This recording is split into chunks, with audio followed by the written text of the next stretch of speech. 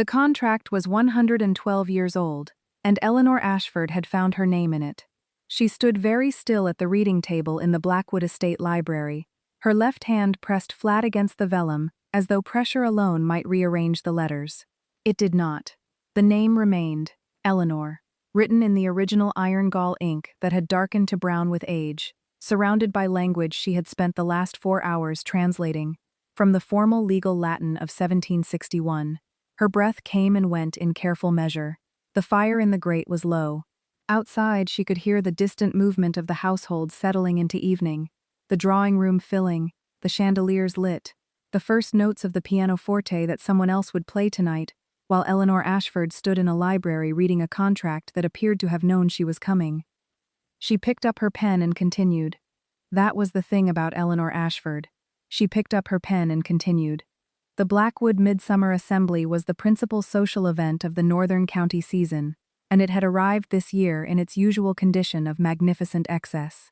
The great hall of Blackwood Park had been dressed with 12 arrangements of hothouse flowers imported from London, white roses, pale lilies, branches of forced jasmine that had cost, Eleanor calculated from the household invoices she had processed 3 days earlier, a sum equivalent to what the home farm earned in 2 months.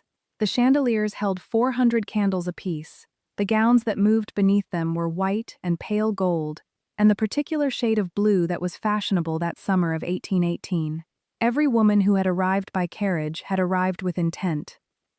And at the edge of all that glittering expenditure, alone at the reading table in the library off the east corridor, while the assembly filled the rooms beyond, was Eleanor Ashford. She was wearing the gray dress. It was the dress she had worn to the last assembly and the one before that, because she owned 2 gowns suitable for evening, and the other had a tear at the hem she had not yet had time to mend. She had pinned her hair herself. She had not powdered it. These things did not trouble her. She had long ago made her peace with the distinction between what she had and what the room expected, and that peace was not resignation, it was a decision, arrived at quietly and completely, that she was not going to become less than she was, simply because the mirror offered her limited material to work with. The library was where she had been sent. Not explicitly. No one had said, "Eleanor, please spend the assembly cataloging the Blackwood estate documents." But the Duke of Blackwood's solicitor, a Mr. Gerald Foss, had arrived that afternoon with a document chest and a note explaining that His Grace required someone competent to begin the preliminary review before the formal legal proceedings opened on Monday. The task had been handed to Eleanor because there was no one else. This was the usual arrangement. She was the niece, the illegitimate daughter's legitimate daughter, which placed her at a specific point in the Blackwood household somewhere between family and staff, a position that had never been named because naming it would have required someone to look at it directly. She had arrived at Blackwood Park 16 months ago when her mother died, summoned by her great-uncle Lord Aldous Blackwood, who had looked her over once and assigned her to the household accounts the following morning. She had not objected. The accounts, it turned out, were a catastrophe. But that is the backstory. The document in front of her was immediate. The contract was a property settlement, executed in 1761 between the second Duke of Blackwood and a man named Thomas Ashford of Derbyshire. The settlement had transferred a parcel of land, 40 acres in the eastern quarter of the estate, in exchange for a financial consideration and a secondary clause that Eleanor was still parsing. The clause was long and written in a hand that grew smaller as the page progressed, as though the writer had been trying to fit something large into a very small container. It concerned, as best she could determine, the rights of heirs. It named conditions, and in the middle of the 3rd paragraph, in the original ink, undeniably part of the original document and not an annotation, was the name Eleanor. She was not certain what it meant. She was certain it was not coincidence. She heard the door at the far end of the corridor open.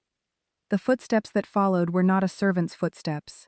They were too deliberate, too unhurried, taking the corridor at the pace of someone who owned it, which in this case was literal. Eleanor did not look up immediately. She made a note in the margin of her transcription, not her original copy, never the original, and then she set down her pen and looked. The Duke of Blackwood was 34 years old, tall, and dressed in the standard uniform of a man who had no interest in being decorative: black tailcoat, white cravat, dark waistcoat without ornament. He wore authority the way good boots wear in, not stiff, not performed, simply present. Eleanor had seen him twice since her arrival at Blackwood Park, once at a distance, crossing the courtyard in rain, once at dinner, where he had not spoken to her directly, though she had been seated 12 feet away. He came into the library, saw her, and stopped. Not with surprise, with the specific attention of someone recalibrating a small assumption. He had expected, perhaps, to find Foss. He had found Eleanor instead, and he was looking at her the way she looked at account columns that did not balance. Not with frustration, but with the focused interest of a problem that had just become interesting. "You are reviewing the Foss documents," he said. "Yes, Your Grace." She did not stand. Standing would have required covering the contract page, and she did not want to cover it. Mr. Foss indicated the preliminary review was required before Monday. There was no one else available. He looked at the document on the table. "No one else," he repeated. "Lord Aldous and Lady Blackwood are in the drawing room. Your aunt is playing host. The assembly." She let that sentence complete itself, because the sound of the pianoforte and the distant murmur of 200 guests was completing it already. The Duke crossed the room and stood on the opposite side of the reading table, and looked down at the vellum, and then looked at her. "Have you found anything of interest?" he asked. Eleanor pressed her left hand flat against the transcription page, not the original, and chose her words. "There is a clause in the 1761 settlement I have not finished translating. I would prefer not to report on it until I have." He looked at her for a moment longer. Then he pulled out the chair on the opposite side of the table and sat down. "Then I will wait," he said. It was not what she expected. She picked up her pen and continued. Eleanor Ashford had been managing things for other people since she was 17 years old. Her father, James Ashford, had died in the autumn of 1808, when Eleanor was 12, leaving a modest property in Derbyshire, a substantial set of creditors, and a wife who was intelligent in specific ways and helpless in others. Margaret Ashford had been brilliant with languages. Eleanor had her French and her Latin from her mother's teaching, and she had been entirely unable to navigate a credit negotiation or read a mortgage instrument. Eleanor had learned both by necessity. By the time she was 15, she was meeting with the family solicitor on her mother's behalf, because the solicitor, a decent man named Mr. Pryor, had observed that Margaret Ashford left meetings understanding less than when she had entered them, and that Eleanor left them with annotated notes. By 17, she was managing the Ashford property accounts in full. The property was small, 12 acres, a farmhouse that needed the east wall repointed, a lease arrangement with a neighboring farmer that had been written in 1790 and not reviewed since. Eleanor reviewed it. She found that the rent had been fixed at the 1790 rate for 28 years because no one had looked at the clause permitting annual adjustment. She wrote to the tenant, who was a reasonable man and not surprised, and negotiated a new figure that added £31 annually to the household income. This was, at the time, the difference between keeping the cook and dismissing her. They kept the cook. These were not the sorts of accomplishments that appeared in the social columns of the local newspaper. They did not earn Eleanor invitations to the assemblies to which the daughters of the neighboring gentry were invited. They kept the roof on and the creditors civil and her mother in reasonable comfort for 11 years, which Eleanor considered a sufficient achievement even in the absence of recognition. Her mother's one teacher had seen it clearly. The Reverend Mr. Alcott, who had tutored both Eleanor and her mother in Latin, Margaret for pleasure, Eleanor for what became operational purpose, had told Eleanor once that she had a mind like a well-built bridge, load-bearing in ways that were invisible until you needed to cross it. Eleanor had written that down, not from vanity, but because it was the first time anyone had described what she actually did in terms that were accurate. She had needed that sentence, in the years that followed. Margaret Ashford died in January of 1817, and Lord Aldous' letter arrived in February, and Eleanor packed what was salvageable from the Derbyshire property, the account books, her mother's Latin grammar, a portrait of her father she did not particularly like but could not leave, and she came to Blackwood Park. The household accounts were the first thing she asked to see. Lord Aldous had handed them over with the particular relief of a man who had been avoiding a problem and could now hand it to someone else. Eleanor sat with them for 3 days before she permitted herself an opinion. And at the end of 3 days, her opinion was that the Blackwood estate had been losing money in small, consistent amounts across 17 different expenditure categories for approximately 4 years, and that no one had noticed because no one was looking at the categories together. They were each, individually, within the expected range. Together, they described a systematic drainage. She did not report this immediately. She spent a further 2 weeks tracing each line. She wrote to suppliers. She reviewed the contracts with the estate's 3 wool merchants, which had not been renegotiated since the previous duke's tenure. She identified that the home farm lease rates were set against a 1009 schedule, and that the current market rate was 22% higher. She found that the household's London wine account had been billed for 6 cases per quarter that did not appear in the cellar inventory. Then she wrote a summary. 4 pages, organized by category, with the specific figures and the specific dates and the specific name of each supplier or contractor where the discrepancy appeared. She laid it on Lord Aldous' desk one morning with a brief note. "I believe these require attention." Lord Aldous had read it twice, called her into his study, and looked at her over his reading spectacles for a long moment. "You found all of this," he said, "in the accounts." "Yes, my lord." "In 3 weeks." "5 weeks, my lord. The first 2 were preliminary." He looked at the summary again.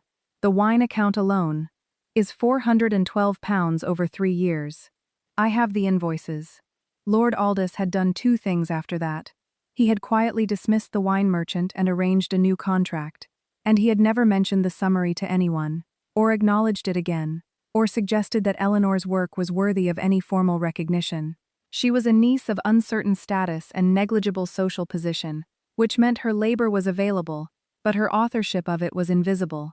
This was the structural machinery of her world, and Eleanor understood it without bitterness, the way one understands weather. It was not personal, it was simply the prevailing conditions. She had, in the 16 months since her arrival, also renegotiated the home farm leases, corrected the wool merchant contracts, identified a boundary dispute in the East Quarter that had been unresolved for 11 years, and required only a surveyor's visit to settle, and, most recently, begun the preliminary review of the 1761 property settlement, because Foss had arrived with the document chest, and there was no one else. She was doing all of this without a salary, without a title, without acknowledgement, and without complaint, because she had made a decision long ago that she was not going to become less than she was, simply because the room had not yet bothered to look. The first time she had faltered, genuinely faltered, not the small manageable doubts of a difficult week, but the real vertiginous moment of wondering whether the invisible labor was merely practice for more invisible labor, an endless corridor with no door, had been the winter of 1816, the last winter of her mother's life. She had been 20 years old, sitting at the kitchen table in Derbyshire at 11 at night, balancing accounts by candlelight while her mother slept, and she had thought, "I could stop. No one would know what I had done here, and no one would know I had stopped." She had sat with that thought for approximately 4 minutes. Then she had picked up her pen and continued. She had decided, that night, that the work was not conditional on recognition, that she would do it because it was real, and because it mattered, and because the alternative was to become someone who let the roof fall in and called it fate. She was not going to let the roof fall in. That was all. It was not heroism. It was the particular stubbornness of a woman who had decided, quietly and completely, that she was not going to disappear just because the world kept forgetting to look. The Reverend Mr. Alcott had seen her. Her mother had seen her, in the specific and limited way of a woman who loved her daughter without fully understanding her. And somewhere in the 1761 contract on the Blackwood library table, something had, apparently, anticipated her. The Duke of Blackwood had done his research before the assembly. He had not attended the assembly for its intended purpose. He had attended because Gerald Foss had sent him a message 3 days prior with an unusual notation in the margin, a notation about the 1761 settlement, and about the fact that the name currently managing the preliminary document review was one Eleanor Ashford, and that the coincidence of surnames might warrant the Duke's direct attention before the formal proceedings on Monday. The Duke had read this note, set it down, and sent immediately for the investigative report on the Blackwood household that he had commissioned 6 months ago, when he first began to understand the estate's financial position. The report had 47 pages. The section on Eleanor Ashford was 11 of them. He had not expected 11 pages. He had expected a paragraph. Dependent relative, no formal education, performing light clerical duties. What he received instead was a systematic account of what Eleanor Ashford had actually done in 16 months. The account corrections, the merchant renegotiations, the farm lease restructuring, the boundary resolution, the wine account recovery. The investigator, a thorough man named Cartwright, had included figures. The figures were not small. The Duke read the report a second time. He had grown up in this house. He had spent 11 years away from it, first at school, then managing a secondary estate in Northumberland after his mother's death when he was 19, unable to remain somewhere that held every room in the specific amber of grief. He had returned 8 months ago, on the news that the estate was in structural difficulty. He had found an estate that was financially complicated in ways he had not yet fully mapped, and he had commissioned Cartwright, and then he had waited.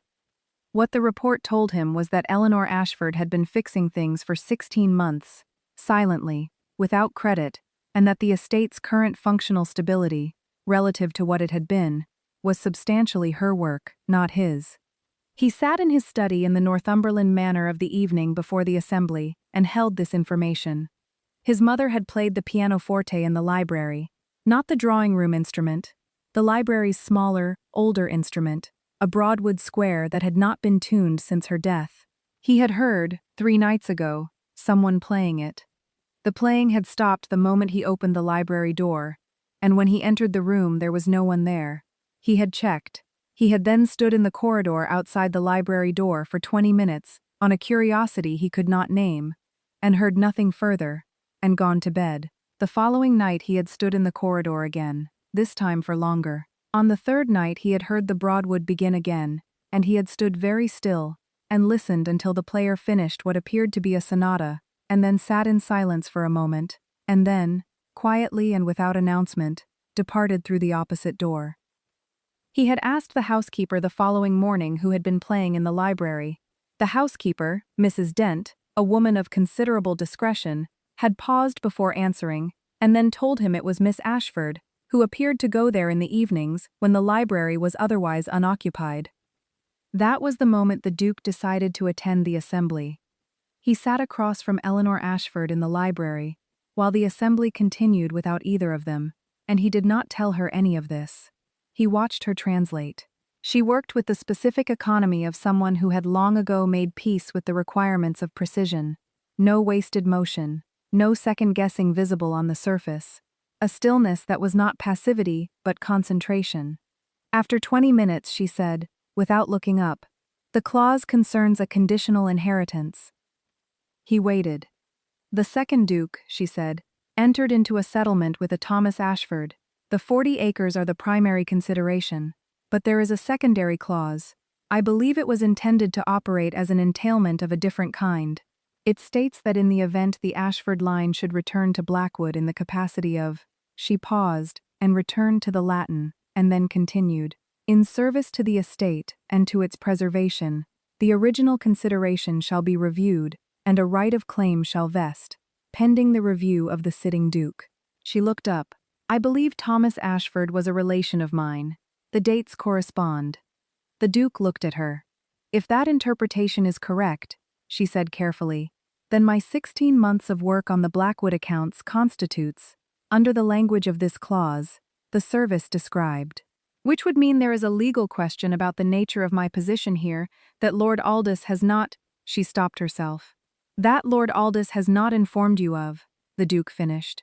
She did not answer. "I know about the accounts, Miss Ashford," the Duke said. "The farm leases, the merchant contracts, the wine account. I had a report prepared."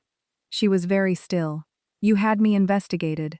I had the estate situation investigated. Your name appeared 11 times in 47 pages." He held her gaze.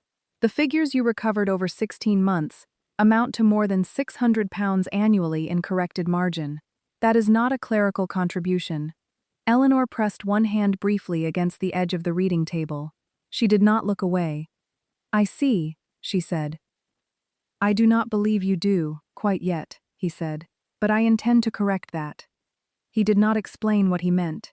He stood, excused himself, and returned to the assembly, where he remained for the duration of the evening, in his correct social capacity. But when Eleanor finally carried the transcription back to the document chest and latched it and carried the lamp toward the corridor, she found, folded on top of the chest, a note in an unfamiliar hand. It said only, "Monday morning. Foss will be there. Please bring your transcription." She had learned not to count on things that merely looked like rescue.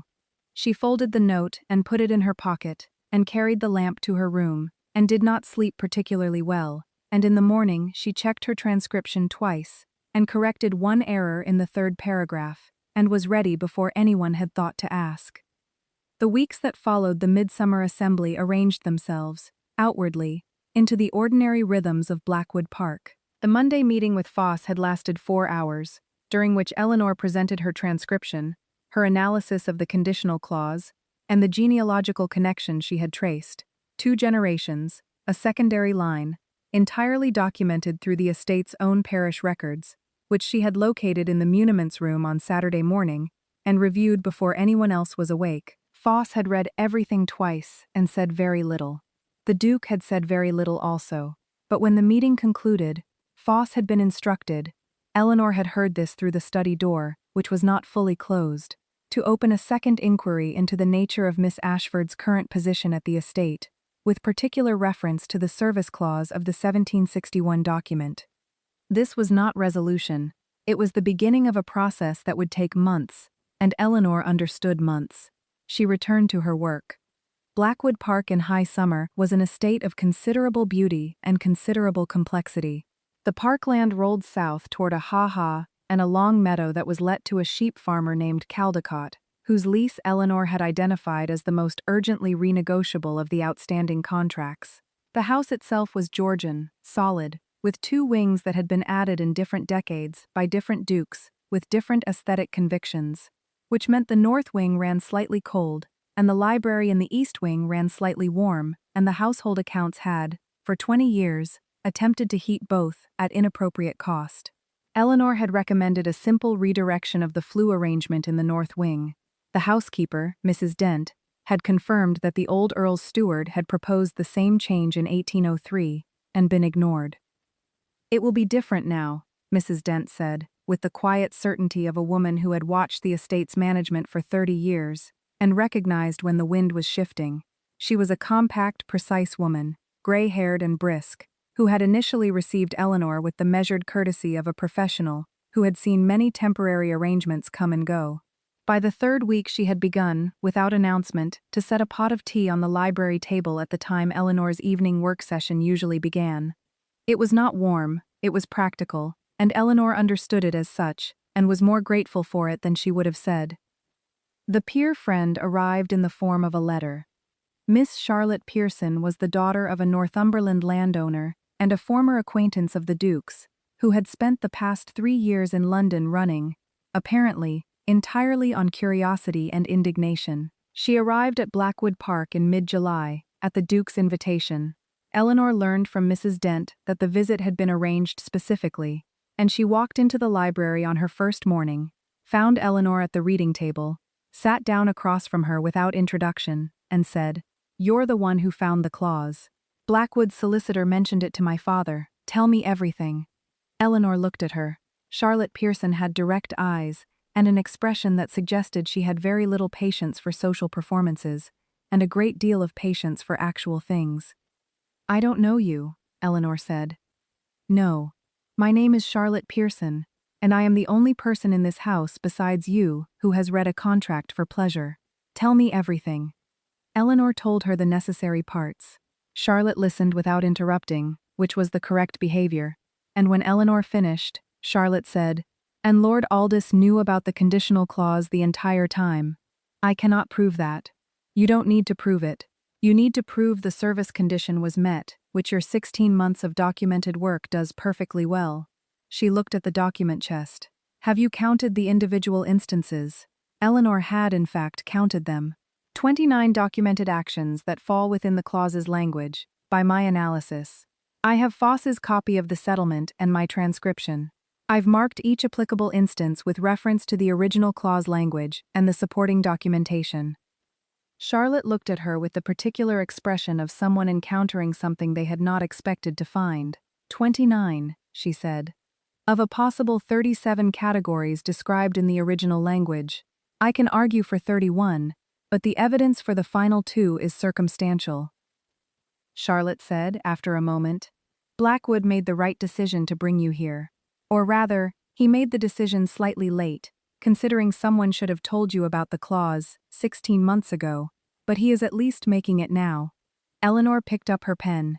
He did not bring me here. Lord Aldous brought me here.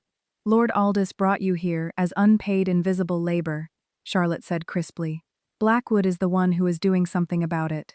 This was accurate, and Eleanor did not argue with accurate things. She returned to her work, and Charlotte stayed at the table reading the estate correspondence with the comfortable ease of someone who had decided to be useful, and that was how their friendship began. Not with warmth or declaration, but with 2 women sitting at the same table for a shared purpose, which was the best foundation Eleanor knew.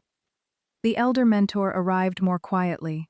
Mr. Edward Marsh was the estate's former steward, retired these 4 years to a cottage on the southern lane. Eleanor had written to him 3 weeks earlier, having found references to his tenure throughout the accounts. Specific, accurate, careful references, the records of a man who understood what records were for. She had written to ask a factual question about the 1809 lease schedule. He had replied with the answer and 6 additional pieces of information she had not known to ask for, and then he had appeared at the library door one morning and said, without preamble, that he had heard she was reviewing the 1761 settlement, and that there were things he knew about that document that were not in writing.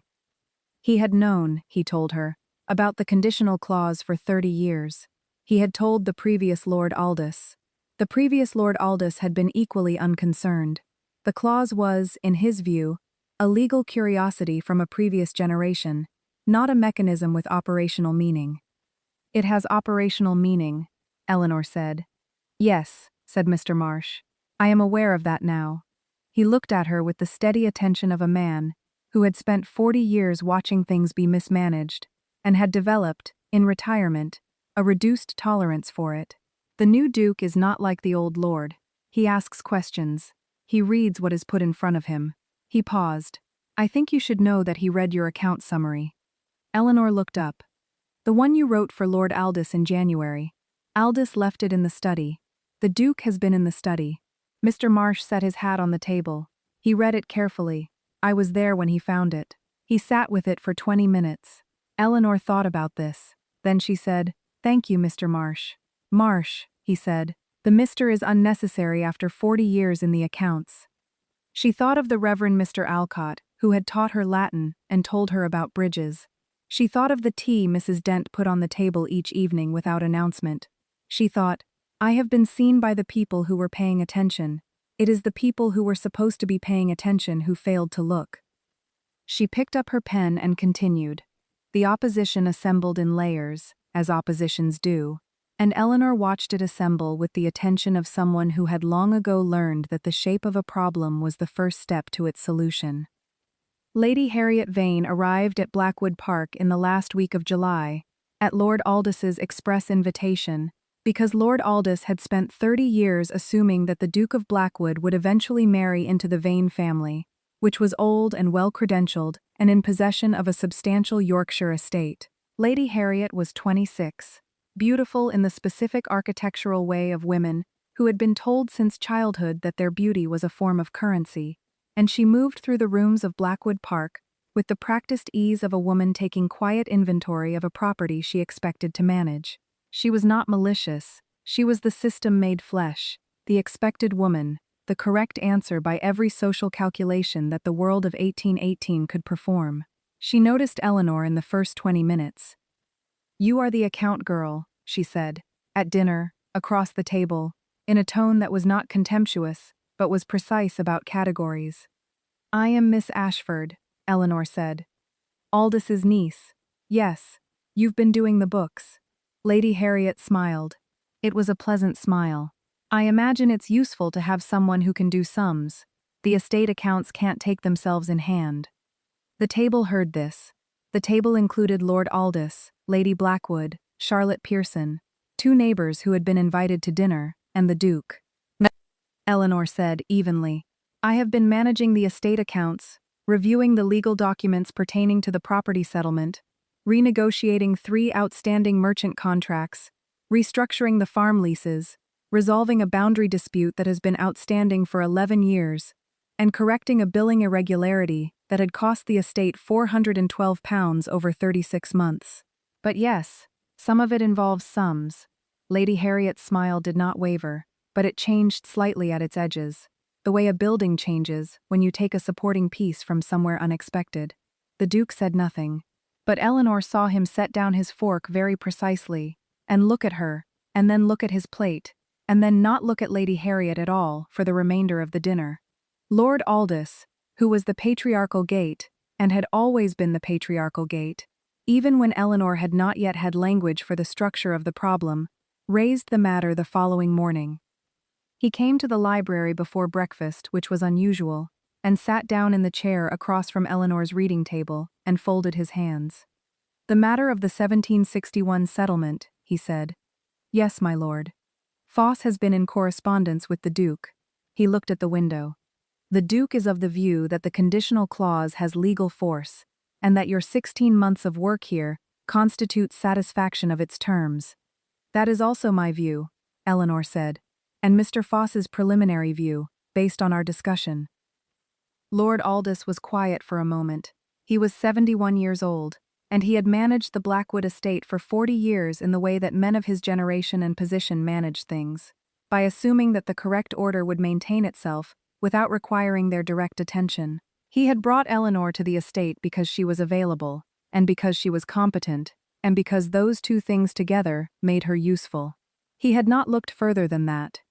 I brought you here, he said, because you needed somewhere to be. I know, Eleanor said. I was aware, I had known, generally, that there was a document in the archive relating to the Ashford connection. He stopped.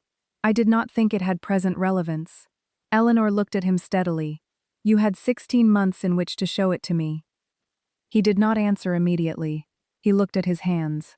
I was incorrect in my assessment of its relevance, he said, at last, in the flat tone of a man making a very small, very difficult admission.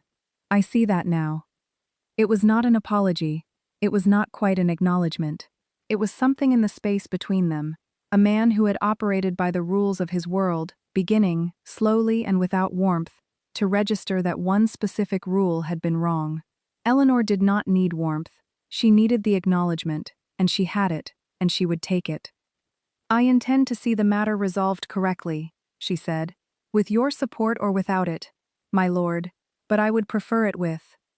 Lord Aldous looked at her for a long moment, then he nodded, once, and stood, and left. The Duke found her in the garden that afternoon. She had gone out with the farm lease renewal she was preparing, the Caldecott negotiation, which needed to be completed before quarter day, and she had taken it to the bench near the walled garden because the light was better, and because she needed, briefly, to be outside the stone walls of the library. The garden in late July was full of roses that no one was managing particularly well, and box hedges that had been clipped in April and not since, and it smelled of warm stone and late flowers, and the particular quality of summer air that is more texture than scent. The Duke came around the corner of the wall, and stopped when he saw her. I have interrupted your work, he said. You have not, she said. I am finishing a calculation. Sit down, or don't. Either is fine. He looked at the bench. He sat down. He was not wearing his tailcoat. He had come from the stable, she thought, because there was a specific quality of outdoor air still on him, and without it, he looked less like a duke and more like a man, which was a distinction that Eleanor noted without sentiment. She finished the calculation. She set down her pen.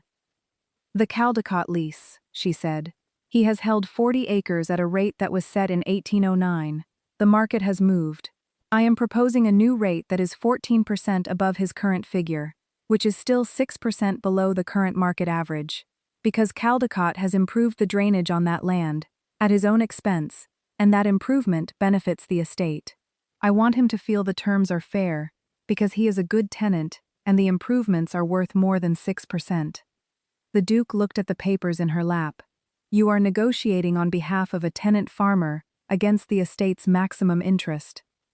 I am negotiating on behalf of the estate's long-term interest, which is not always the same as its short-term maximum.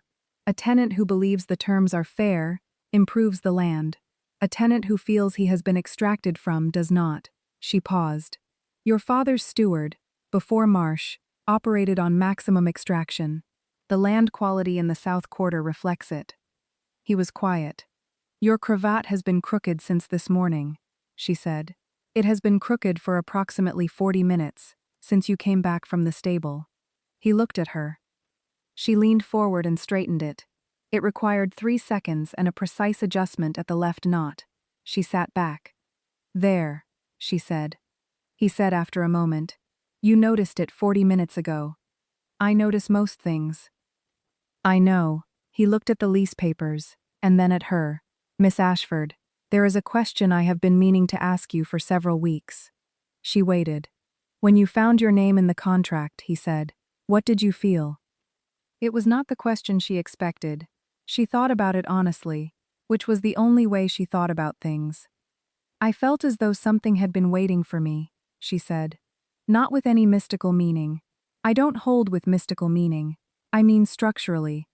As though the situation had a shape, and I had been approaching its correct position for a long time without knowing the position existed.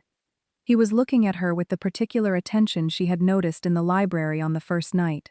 Not romantic, not social, but the focused identification of something he had not encountered before. My mother used to say something similar about music, he said, that certain compositions had a shape you only understood when you reached the last phrase. Eleanor was very still. She played the Broadwood, she said, in the library. Yes. That is her instrument. It has not been tuned since she died. It needs new strings in the bass register, Eleanor said. The middle octave is serviceable. He looked at her for a long moment. You play it in the evenings. She did not apologize. She had not damaged anything. I play in the evenings when the library is otherwise available. I should perhaps have asked. No, he said. I am glad you did not ask. If you had asked, I would have said something appropriate, and thought about it later. Because you simply played. I stood in the corridor for 3 nights and listened. He paused. That was better. Eleanor looked at the lease papers. She looked at the roses. She looked at her hands. I played her sonata, she said. The one in the music cabinet. The one with her handwriting in the margins. I know, he said. I recognized it. There was a silence that was not empty. It had the quality of a room that has just been reorganized, familiar in its dimensions but changed in its arrangement. Eleanor sat in it without discomfort. She had managed silence for years. The clause review, she said. Foss has indicated he will be ready by August's end. He will be ready, the Duke confirmed. I intend to ensure it. She picked up her pen and returned to the Caldecott calculation. He did not leave immediately. He sat with her for another 20 minutes, reading nothing, doing nothing visibly useful, simply present in the warm July garden, and Eleanor found that she did not mind. She had been doing invisible labor for a long time in the company of no one, and the quiet company of a man who did not require her to perform anything was, she discovered, a thing she had not known she was missing. She had managed 29 documented instances of estate service. She could manage this. The formal inquiry convened on the 28th of August in the main hall of the Blackwood estate offices, and Eleanor Ashford arrived with everything she had built and put it to work. The room held 8 people, Gerald Foss and his clerk, Lord Aldous, the Duke, Mr. Marsh as witness, Charlotte Pearson, who had refused to be excluded and whom no one had the authority, or, Eleanor suspected, the genuine will to remove, a legal representative from the Chancery, whose name was Mr. Hadley, and Lady Vane, who had remained at the estate because Lord Aldous had not asked her to leave, and she had not offered. Lady Vane was not a legal party.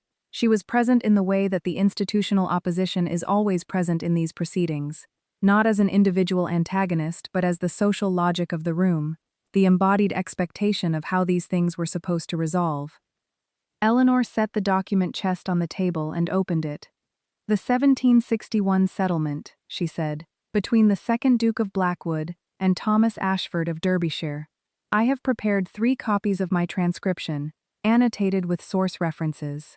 She placed 3 bound copies on the table. "I have also prepared a summary of 29 documented actions that satisfy the service condition described in Clause 7 of the settlement, with the corresponding supporting evidence for each." She placed the summary. "And I have the genealogical documentation establishing my descent from Thomas Ashford, drawn from parish records in this estate's own muniments room, and corroborated by 2 external sources." She placed the genealogical file. Mr. Hadley picked up the summary. He was a thin, careful man who had the specific stillness of a legal professional, encountering genuine preparation. He turned pages. He said nothing for a considerable time. Eleanor did not fill the silence.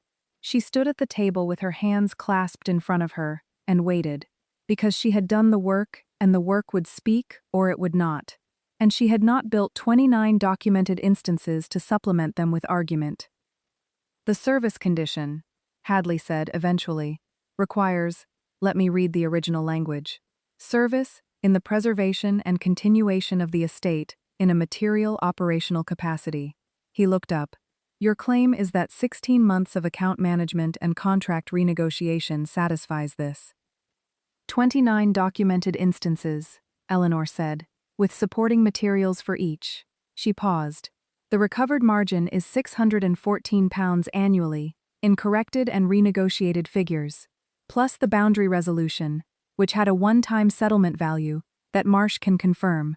I have not included the boundary resolution in the 29, because the language in Clause 7 requires ongoing service rather than one-time action, but it is available as context." Hadley looked at Marsh, who confirmed. He looked at Foss, who nodded. He looked at Lord Aldous, who was looking at his hands. Lady Vane said, from her position at the side of the room, "Surely the clause was intended for a male heir, a Blackwood heir returning to service." Eleanor looked at her. "The clause says heir of the Ashford line returning in service to the estate. It does not specify a male heir. The Latin is clear." She turned to Hadley. "Page 4 of the transcription, 3rd paragraph, 2nd sentence. The pronoun form used is gender unspecified in the Latin legal construction of that period." Charlotte, at the end of the table, made a very small sound that was not quite a laugh, and was entirely satisfaction. Hadley spent 40 minutes reviewing the materials. He asked Eleanor 8 questions, each of which she answered with the page number and the specific line. He asked Marsh 2 questions. He asked Foss 1. He did not ask Lord Aldous anything, because Lord Aldous had nothing operational to add, only historical awareness that he had not acted on, and Hadley was not interested in what had not been acted upon. At the end of 40 minutes, Hadley set down the summary and said, "The service condition, on the documented evidence presented, appears to be satisfied. The right of claim as described in the settlement vests, pending the review of the sitting Duke, as specified in Clause 8. He looked at the Duke. "Your Grace." The room was very still. The Duke stood. He had been sitting at the far end of the table, and he stood without any particular announcement of the motion, and he looked at Eleanor with the specific attention she had first seen in the library on the night of the assembly. "Miss Ashford," he said, "it is my determination, as the sitting Duke of Blackwood, that the service condition of the 1761 settlement has been met. The right of claim vests accordingly." He paused. "And I would like to say, before this assembly, and for the record, that the estate's current functional stability is substantially the result of Miss Ashford's work over 16 months, work for which she has received neither formal compensation nor acknowledgement. Both of those failures will be corrected." He looked at Lord Aldous. Lord Aldous did not look up. Then the Duke crossed the room and stood before Eleanor and took her hand, her bare right hand, because she had removed her gloves to handle the documents, and raised it, and kissed it, and held it for a moment. The room did not erupt. There was a suspended moment in which 8 people processed what had just happened. Lady Vane was the first to look away. Mr. Marsh was the first to permit himself an expression, and it was the particular expression of a man who has been waiting a long time for the correct thing to happen and has at last seen it. Charlotte said, quietly but without lowering her voice, "Good." Eleanor looked at the Duke. She did not remove her hand immediately. She thought, with the precision she brought to all things, that this moment had a shape, that the contract had been waiting, that the work had been building toward this specific configuration. And she thought, I have been seen, not performing, not asking, seen by someone who looked and then acted on what he found. She thought all of this in approximately 3 seconds, and then she straightened her spine and continued, because there was still a Caldecott lease that needed to be finalized before quarter day, and the east wing flue arrangement had not yet been corrected, and there was a great deal of work left to do. The person being overlooked in any room is often the person keeping the room standing. It had taken Blackwood Park 16 months to discover this. It would not forget it again. Lord Aldous came to the library that evening. Eleanor was at the reading table, which was where she usually was, and she was finishing the Caldecott documentation, which needed to go to the tenant by Friday. He stood in the doorway for a moment before he spoke. The second Duke knew Thomas Ashford, he said. They were at school together. The settlement was not purely commercial. There was a personal dimension. He stopped. I knew this. I did not tell you, because I did not expect you to be here long enough for it to matter. Eleanor set down her pen. And then you were here, he said. And then you were doing the work. And then it seemed. He stopped again. He was not a man who finished difficult sentences easily. I should have shown you the document when you arrived, he said at last. It was your document to have. Eleanor looked at him steadily. Yes, she said, it was. He nodded, once, and turned to go. My lord, she said. He stopped. The work was real regardless, she said. I want you to know that I would have done it even without the clause. I did not do it for the claim. I did it because the work needed doing. He stood with his back to her for a moment. Then he said, in a voice somewhat smaller than his usual register, I know that. That is the thing I should have seen sooner. He left. Eleanor picked up her pen and returned to the Caldecott documentation, and did not think about what might have been different if someone had looked 16 months earlier, because she had long ago decided that accounting for what should have been done was the least useful form of arithmetic. She finished the documentation. She put it in the file. She sat for a moment in the warm library, while the Broadwood waited in the corner, needing new strings in the bass register, serviceable in the middle octave. She went to it and played. He proposed the first time in the drawing room, 2 days after the inquiry, with Lord Aldous and Charlotte and Mr. Foss present. It was a formal proposal of marriage, proper and correct in its language and its occasion, the kind of proposal that required a witness and a date, and a subsequent discussion with the solicitor about settlements and arrangements. Eleanor listened to it carefully. She said she would give him her answer by the following morning. She thought about it completely. She thought about what it would mean to accept and what it would mean not to accept, and what she actually wanted, which was a question she had not often been given the practical opportunity to ask. She thought about the garden in July, and the cravat, and the 3 nights he had stood in the corridor outside the library, listening to his mother's instrument being played by someone who had needed to play it. She thought about the inquiry, and the way he had stood and crossed the room and lifted her hand. She thought about what she was being offered, not charity, not patronage, not a resolution of the inconvenient clause by assimilation. A choice, being asked. In the morning she told him yes, and that was the public matter settled. The private proposal came 5 days later. It was raining, which made the library darker than usual, and the lamp on the reading table more necessary, and he came in at 7 in the evening without announcement, and stood by the fire, and did not sit down. I want to say something, he said, that is separate from the formal proposal. She set down her pen. She waited. Not because it is required by the settlement, or because it resolves a legal situation neatly, or because you are available and capable, and the practical solution to 17 problems I needed solving. He paused. All of those things are true, and none of them is the reason. He looked at her with the measuring attention she had come to understand was not assessment but recognition. the specific look of a person who has identified something they have been looking for, without knowing they were looking. "The reason," he said, "is because you stood at that table for 40 minutes in August and presented 29 annotated instances of invisible labor without asking for anyone's approval of your manner of presenting them. Because you played my mother's sonata in the library at 10 o'clock at night with the door closed, and when I listened, I understood for the first time in years that the house was not empty. Because you told me that the Caldecott tenant deserved 6% below market, because he improved the drainage at his own expense, and fairness was worth more than maximum extraction." He paused. "Because you straightened my cravat and told me it had been crooked for 40 minutes. Eleanor was very still. "I see you," he said. "That is all. I see you, and I should like to spend the rest of my life in the company of someone I can actually see."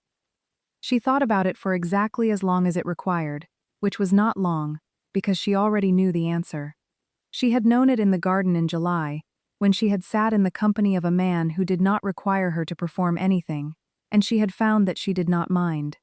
"Yes," she said, "I should like that also." He did not move dramatically.